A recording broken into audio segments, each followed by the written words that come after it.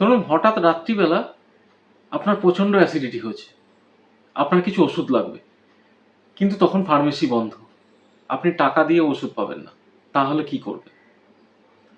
এই 10টা জরুরি ওষুধ বাড়িতে রাখলে ছোটোখাটো সমস্যাগুলো নিজে থেকেই সামলানো যায়। 1 নম্বর ওষুধ হলো প্যারাসিটামল। প্যারাসিটামল আপনার জ্বর কমাবে, গা হাত পায়ে ব্যথা কমাবে এবং মাথা ব্যথাতেও ভালো কাজ করে।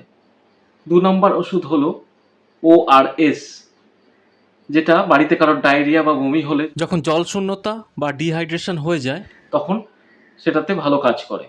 3 নম্বর হলো অ্যান্টাসিড, এটা আপনার বুক জ্বালা, অম্বল এগুলো নিবারণ করবে।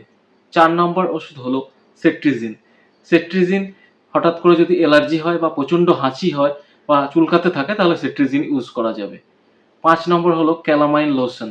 ক্যালামাইন লোশন হচ্ছে যখন ত্বকের কোনো চুলকানি হবে বা হালকা জ্বালায় ক্যালামাইন লোশন ইউজ করা যাবে। 6 নম্বর হচ্ছে অ্যান্টিসেপটিক লোশন। অ্যান্টিসেপটিক লোশন হচ্ছে আপনার কোনো ক্ষতকে পরিষ্কার করার জন্য ইউজ হবে। 7 নম্বর হচ্ছে অ্যান্টিসেপটিক ক্রিম। যে ক্ষত আপনার হয়েছে, কোনো ছোটোখাটো ক্ষত যেটা শরীরে হয়েছে, সেখানে আপনি অ্যান্টিসেপটিক ক্রিম লাগাতে পারবেন। 8 নম্বর, বাড়িতে সবসময় কিছু ব্যান্ডেড, গজ, ব্যান্ডেজ এগুলো রাখা উচিত কাটা ছেঁড়ার প্রাথমিক চিকিৎসা করার জন্য।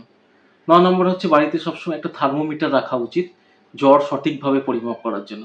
এবং 10 নম্বর হলো আপনার বাড়িতে গ্লাভস, স্যানিটাইজার এগুলো রাখা উচিত যাতে সংক্রমণ প্রতিরোধ করা যায়।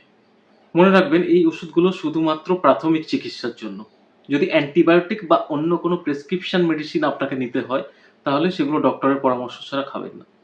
ভিডিওটি ভালো লাগলে ভিডিওটি শেয়ার করে দেবেন, কারণ এই ভিডিওটি অনেক পরিবারের কাজে লাগতে পারে। ধন্যবাদ।